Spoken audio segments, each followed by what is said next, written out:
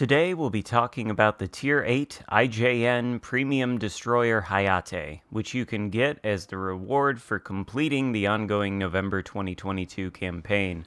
There you can see my build for the Hayate on the screen. We'll talk about that in a little bit. I'm going to give you the rundown on the stats. Note, though, that they are going to be influenced by that build, and talk about how this ship plays and whether I would recommend buying the Admiralty backing so you get it at the end of completing the campaign. I'm using Azerlane Yukikaze as the commander on this ship. It's a more gun-focused destroyer build, and you can achieve the exact same build by using Kurita. The only reason I'm using Azerlane Yukikaze over Kurita is because I already have Kurita set up for the Akizuki. And the Akizuki is much more of a dedicated gun platform than the Hayate is, so I don't really want to mess around with that build.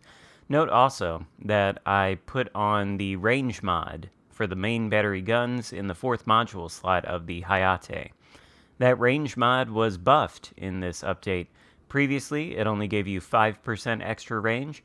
It now gives you 10% extra range, and I find that quite useful on this IJN destroyer because the guns are very good, and so are the torpedoes.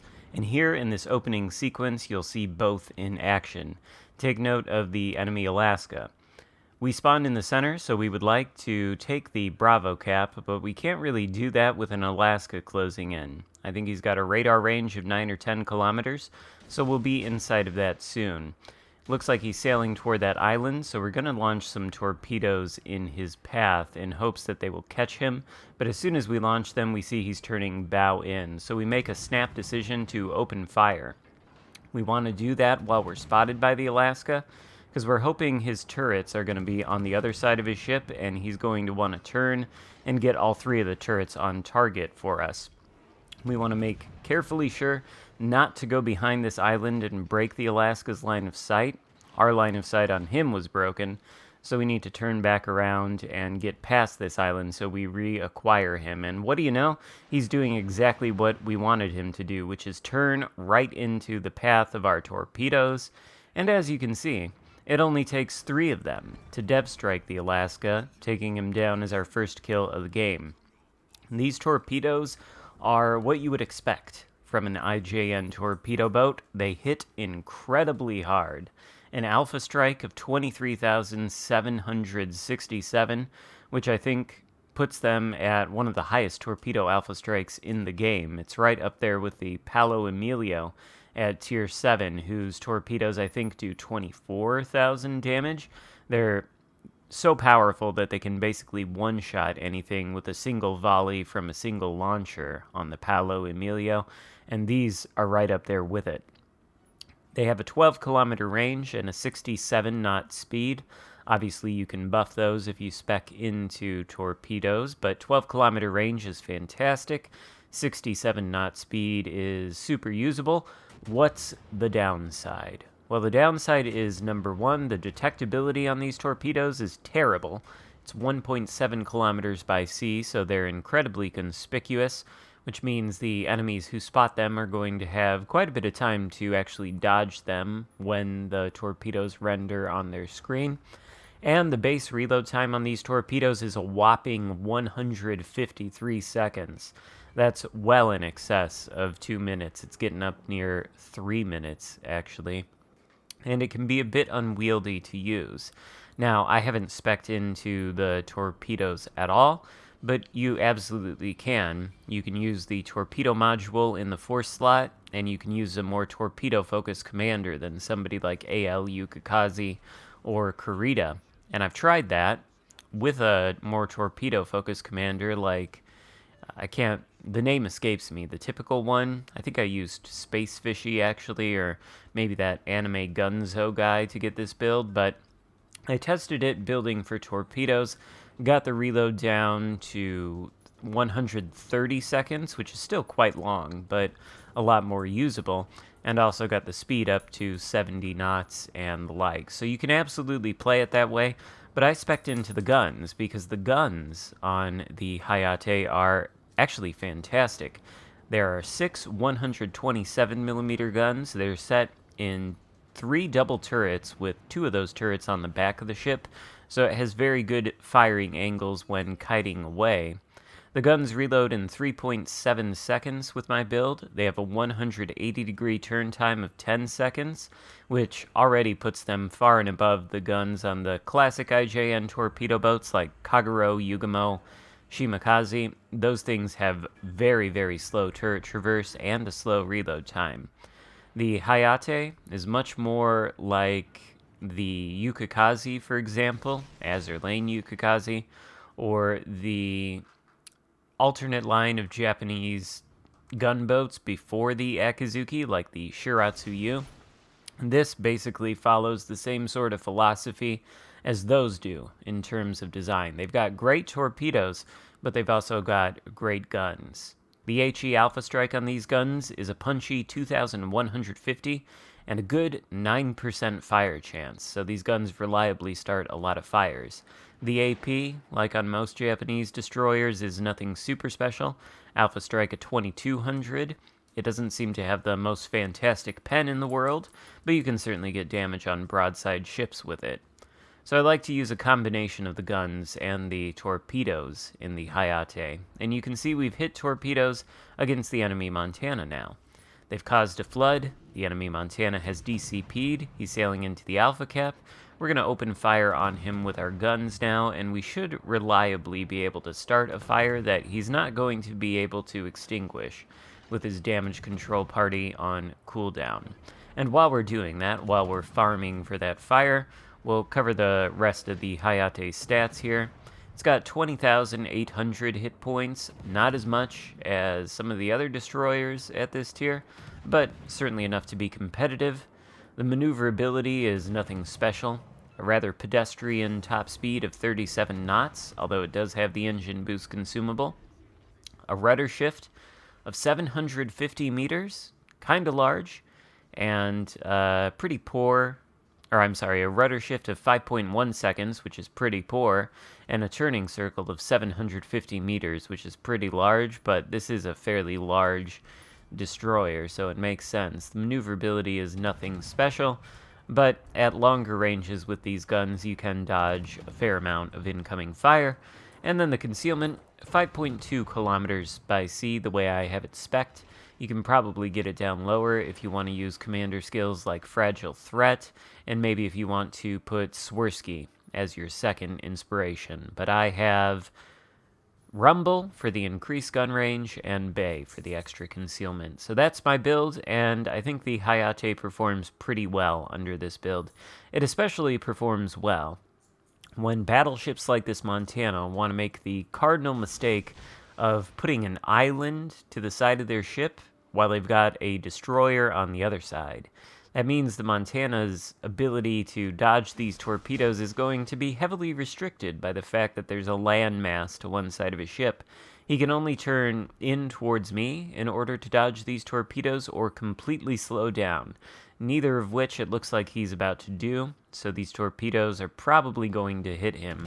In order to ensure that they do, I am trying to sort of purposely break the line of sight here, and I'm probably inadvisedly firing my guns, actually. Generally, if you have torpedoes going at a target and it doesn't look like they're going to move, you probably shouldn't shoot at them, because oftentimes shooting at them does prompt them to move, and, well, you certainly don't want them dodging your torpedoes, but it doesn't look like the Montana has to worry about dodging those torpedoes at all. He's got barely any health left, and one of these is enough to take about half of his remaining hit points away. Plus, it starts a flood, and I do believe his damage control party's on cooldown. He takes a chunk there from one of our teammates, and that flooding should be lethal. He is going to go back to port right now. That just leaves 3 enemy ships left, one of which is a Minotaur that is capturing the Bravo Cap. So we're trying to push up and maybe spot the Minotaur. Obviously, we don't want to get spotted by him in return, and we know he's a radar Minotaur, so we're going to kind of be careful here. As we approach the Bravo Cap, we don't see the Minotaur at all, so we're debating on whether or not we want to open up with our guns, and we do decide to, because it seems like the battleships are distracted by my teammates. In fact, they both shoot at my teammates, so this gives me a little bit of extra time to farm them for a little bit more damage. That's not something you typically see most IJN destroyers doing, but the Hayate is pretty good at it. It can farm battleships with its high explosive, like a lot of other gunboats, and it can do it from the safety of a smokescreen as well, because it does have the smokescreen consumable. In any case, I think this is a more versatile ship than your typical IJN torpedo boat. It's not like the classics, like the Kagero, Yugumo, and Shima that I've been mentioning. It's much more like the alternate IJN gunboat line. And for that reason, I feel like this is a more capable destroyer. I'd rather play this than the Yugumo or the Shimakaze. Anything with more reliable gun power is something that's going to benefit you. Obviously, your torpedo power is pretty comparable to those ships, especially if you want to spec into it. But having the guns gives you sort of an increased amount of effectiveness in many more situations. The guns are more reliable to use than torpedoes. They fire quicker. They're subject to less RNG and less luck. The enemy ship can't simply change course or slow down and miss all of the torpedoes, so you can deal damage over time with their great fire chance. You see there we get yet another fire on the British battleship. I don't think we're actually going to finish this game with too many fires. We're going to be shooting at the enemy ships in this last sequence here for the majority of the time, and we might finish with something like 5 fires. I think we started this engagement before we started firing our guns with like 119,000 damage, and we're going to finish this game with nearly 150,000 damage. The last chunk is going to be completely acquired by our guns. We've also solo capped this cap one time already, or maybe that's an assist cap. We're now in it a second time, and we're going to flip it a second time, which is going to net us quite a bit of XP at the end of this game. But yeah, the Hayate, I like it a lot more than I thought I would. I typically don't like the IJN torpedo boats, but this isn't quite like them. This is a ship with classic IJN torpedo power, but not so classic main gun battery power. I think it's quite effective, and I like it quite a bit better than the last campaign reward ship, which was the Kronstadt. Although, to be fair, I do tend to like destroyers as a class more than I like cruisers as a class, so maybe your mileage will vary on this, although I suspect it'll be a pretty popular ship, because it is an IJN destroyer with IJN torpedo power. If you do enjoy IJN destroyers, or maybe if you don't enjoy IJN destroyers, I'd recommend getting the Admiralty backing on this one, because this gives you all the firepower of a classic IJN torpedo boat, but it doesn't have the same downsides in the sense that it has terrible guns. The guns on the Hayate are actually very good and very usable. And there you can see our final count of damage, 149,799. We did almost 30k of that just with our guns, and I think at the end of the sequence we started with 1 fire. We now have 5 fires. So you can kind of get a taste of the efficacy of the guns and the torpedoes from this match, which is why I wanted to show it to you. All in all, I think it's a pretty fun destroyer.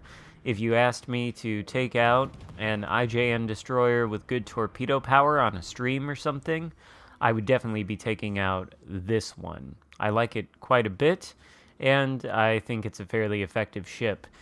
We're going to end this game with about 3,000 base XP. That Minotaur is going to continue to run away with us and not be spotted for the rest of the match for reasons known only to him, but it's fine because obviously this is a guaranteed win. But yeah, all in all, I'd say the Hayate is a pretty effective destroyer, pretty carry-capable destroyer, and a bit of a breath of fresh air compared to all of the sort of one-trick pony IJN torpedo boats that have fantastic torpedoes, but not fantastic guns. The Hayate is blessed with having both, so I would recommend this destroyer. I hope you enjoyed this video. If so, give it a thumbs up, consider subscribing if you haven't already, and I'll see you next time. Goodbye.